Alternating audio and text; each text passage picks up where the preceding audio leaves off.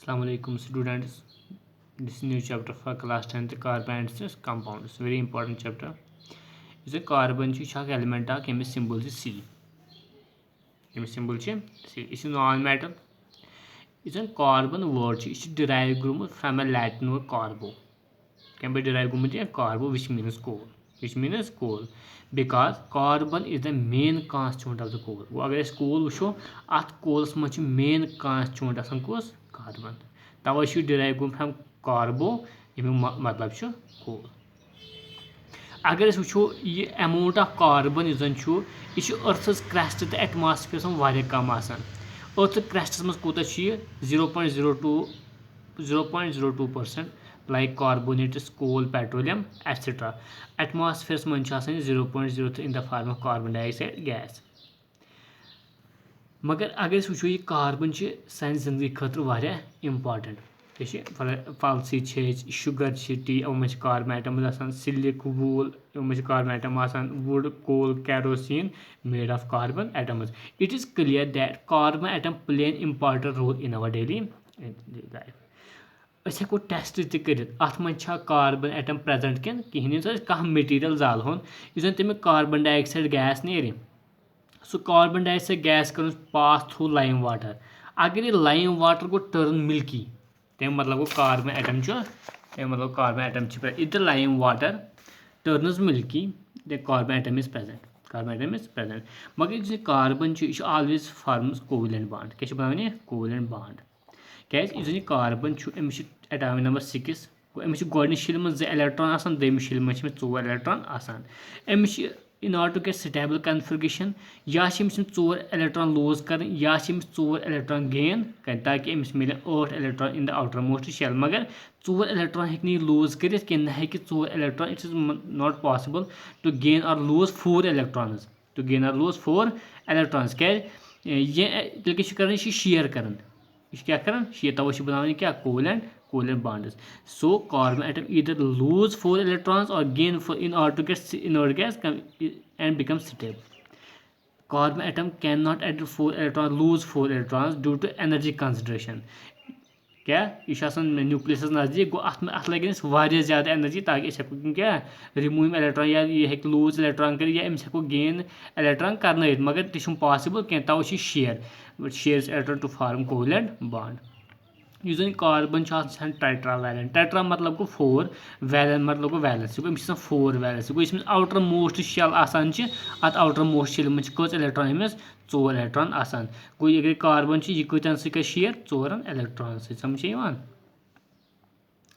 in order to achieve stable configuration carbon atom shares 4 electrons in order to get 8 electrons in the outermost गो या अगर अख electron यमिस अकिस electron share कर या अगर अख इलेक्ट्रॉन यमिस बेस इलेक्ट्रॉन यमिस एटम के electron share कर यमिस एटम बेस इलेक्ट्रॉन शेयर कर गो अमिस टोटल कच इलेक्ट्रॉन में 2 4 6 तो 2 8 इलेक्ट्रॉन गो अमिस स्टेबल कॉन्फ़िगरेशन मिलान. This was about introduction of carbon atom. Now it is very important topic versatile nature of carbon important exam में आता है गोडन catenation catenation the self combination of carbon atoms through covalent is called catenation गो अगर ये carbon यह पन्नसि carbon atom से कॉम्बिनेशन कर सेल्फ कॉम्बिनेशन यह गई कैटनेशन यह कैटनेशन प्रॉपर्टी खाली कार्बन यह कार्बन पन्नसि कार्बन से क्या बॉन्ड बनावान इथे पे यह स्ट्रेट हेकान बनत यह ब्रांचर मतलब गो स्ट्रेट अत नेरन कह ब्रांचेस ब्या गई क्लोजर चेन गो यह क्लोजर चेन आसि टेट्रा वैलेंस ऑफ कार्बन वोन में यह कार्बन लास्ट में 4 इलेक्ट्रॉन 4 इलेक्ट्रॉन शेयर कर बाकी एटमन से ताकि मिल क्या stable configuration. Next topic is allotropy मतलब गो the ability of an atom to exist in 2 or more different forms in the same physical state is called allotropy.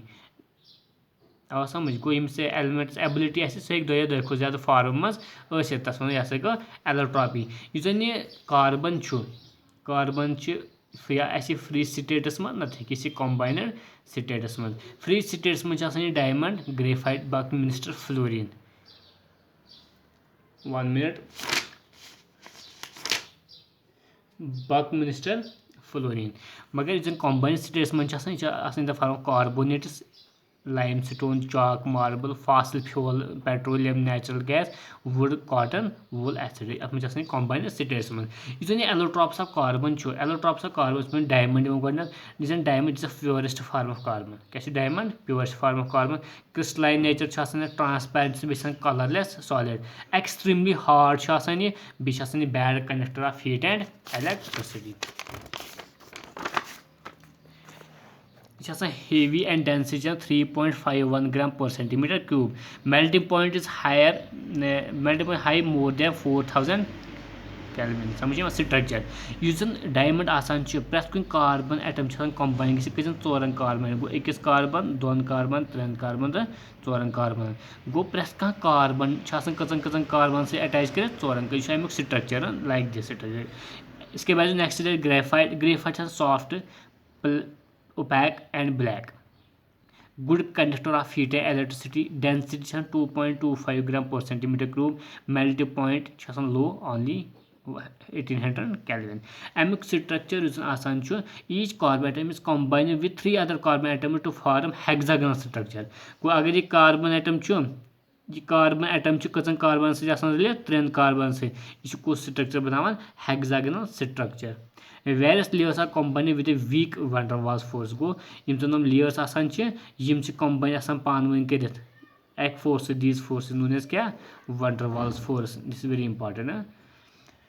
इसके बाद next that is Buckminster fluorine. Buckminster fluorine allotrope of carbon containing cluster of 60 carbon atoms joined together to form spherical molecules. गो अत कह carbon atom combine कर 60 carbon atoms पत बे 80 carbon या 82 carbon मगर 60 यह most stable मान अम्स कुछ स्ट्रक्चर पेंटागनल स्ट्रक्चर या हेक्सागोनल रिंग बनान which gives football shape to this molecule यह फुटबॉल शेप दिवान like this. This is Buckminster fluorine. ठीक है.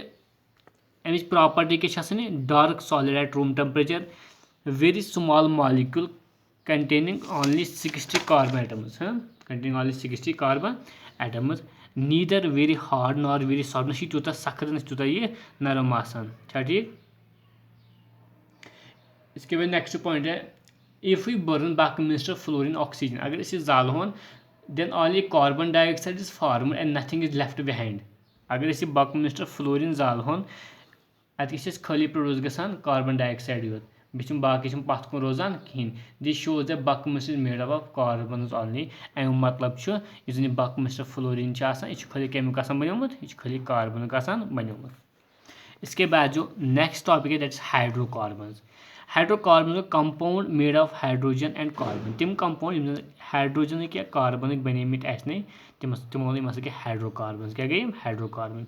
को hydrogen plus carbon gives hydrocarbon. यह हाइड्रोजन कार्बन हाइड्रोकार्बन हे दो किस्म यह सैचुरेटेड यह अनसैचुरेटेड. सैचुरेटेड मतलब गो यम खाली सिंगल बॉन्ड आ 1 पेयर ऑफ इलेक्ट्रॉन क्या गसान. फॉर एग्जांपल अगर ए तो बी अगर यह इलेक्ट्रॉन यह गो यह गई सिंगल पेयर अम साथ बॉन्ड बन यह गई सैचुरेटेड.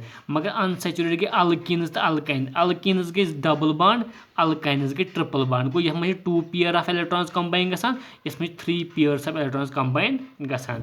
यह general formula CnH2n + 2 CnH2n + 2. For example CH4 C2H6. CH4 मतलब अगर कार्बन 1 दिमो ये वैल्यू को C1 H2 1 गो 2 + 2 गो CH4 गो एनस वैल्यू दिन ये एनस वैल्यू 1 दिमो अस वो ये फार्मूला हिसाब क्या बने तुम गए alkenes. Similarly alkenes general formula CnH2n अगर एनस 1 दिमो वैल्यू गो C1 H2 × 1 गो 2 गो CH2. This is alkene.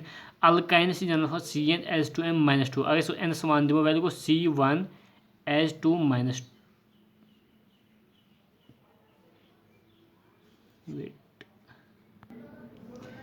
Alkyne आसान CnH2 अगर 1 दिमो वैल्यू 2 गो दैट मीन अटम बन अल्काइन क्या गो ये मिनिमम नंबर ऑफ ग 2 आसन गो C2H2 × 2 - 2 गो C2H2 गो ये अल्काइन.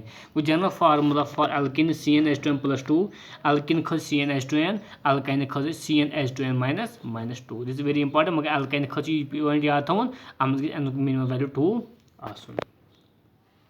इसके बाद जो next topic is that is isomers. Isomers गए तिम ऑर्गेनिक कंपाउंड्स यमन same molecular formula but different structures, यमन सेम मॉलिक्यूलर फार्मूला मगर स्ट्रक्चर अलग अलग, these are known as isomers and the phenomena is known as isomerism. For example butane C4H10 2 possible isomer अगर straight, for example straight carbon atom straights में लगित यह गो normal butane. अगर carbon atom एक side, for example num straight मगर sides लगित तम गो यह आइसोब्यूटेन। क्या गो यह आइसोब्यूटेन, समझ यवान। सिमिलरली पेंटेन्स गो नॉर्मल पेंटेन, साइड गो आइसोपेंटेन, ये दयो साइडो तेल गो नियोपेंटेन। ये आपको याद रखना है। अगर स्ट्रेट तेल गो नॉर्मल, अगर एक साइड चेन बनाई मतलब साइड कट एक साइड तेल गो आइसो, अगर दोनों साइडो साइड कट बनो सो क्या, बनो सो नियो। समझ यवान, ये चीज़ आपको याद रखना है, इसको घर में ट्राई करना है, ठीक है। इसके बाद जो नेक्स्ट टॉपिक है that is homologous series. Homologous series, homologous series गई सो group of organic compounds. Homologous series गई तिम ऑर्गेनिक कंपाउंड्स या तिम ग्रुप ऑफ ऑर्गेनिक मतलब similar structure and similar chemical properties मगर यम सक्सेसिव कंपाउंड डिफर गसन by CH2 group. For example अगर मीथेन CH4, ईथेन C2H6 वुस ये कार्बन ये कार्बन 2 अगर माइनस कर दोन कार्बन कार्बन सो गो कार्बन, हाइड्रोजन शेन वाला हाइड्रोजन 4 गो हाइड्रोजन गो CH2 CH गो ये CH2। अगर नमन दोन निमो वन 3 वालो 2 गो 8 वालो 6 गई 2 अगर नम 2 वो 4 वालो 3 गो 10 वालो 8 गो 2 गो तिम ऑर्गेनिक कंपाउंड्स यमन सिमिलर स्ट्रक्चर क्या सिमिलर स्ट्रक्चर बे सिमिलर केमिकल प्रॉपर्टीज मगर डिफर गसन बाय CH2 ग्रुप, डिफर गसन बाय CH2 ग्रुप। तिमो गई क्या होमोलॉगस, होमोलॉगस सीरीज। अमिक कैरेक्टरिस्टिक वेरी इंपॉर्टेंट क्वेश्चन। अमिक characteristic all the members of the homologous can be represented by same general formula.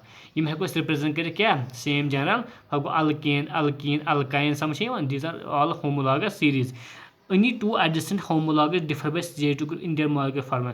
अगर adjacent मतलब गो ये गो यम डिफर गसन बाय CH2 ग्रुप, ये यम गसन डिफरेंस बाय CH2 ग्रुप। अगर यह निमो डिफरेंस बाय CH2 ग्रुप मगर यह हेको एडजसेंट गई ये कह तुम नीव गोडनुक तो लास्टुक ना यम गई एडजसेंट कह बच्चे कन्फ्यूज गि सो वन यमिस क्या CH2 ग्रुप गसन ना देयर इज कंडीशन एडजसेंट। ऐसा मतलब गो अगर यह नो तेल नजदीक गो नोम नीन यम differ by CH2 group. The difference in the molecular mass of any two adjacent homologous is 14 AMU। अगर यम मॉलिक्यूलर मास वो यमुक तो यमुक मॉलिक्यूलर मास अगर पे तिम डिफरेंस करो सह 14 AMU।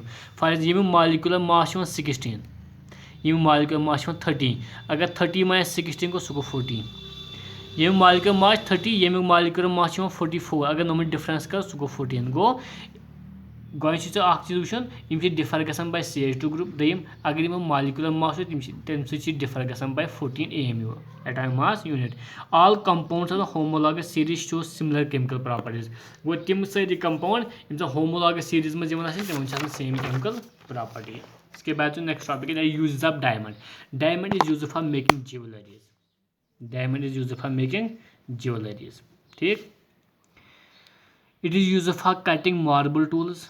मार्बल टूल चटने खतर इस्तेमाल कर। It is for making high precision in thermometer. Thermometer में थर्मोमीटर स्पेलिंग गलत है, थर्मोमीटर है। It is use for rock drilling equipments में इस्तेमाल गसान। It is use for making protective windows for safe space satellites. Use of graphite. It is use for making pencil leads. It is pencil leads. It is used as a lubricating material to prevent rust. Used as electrode in dry cells. Preparation of polishes for stones. Thank you.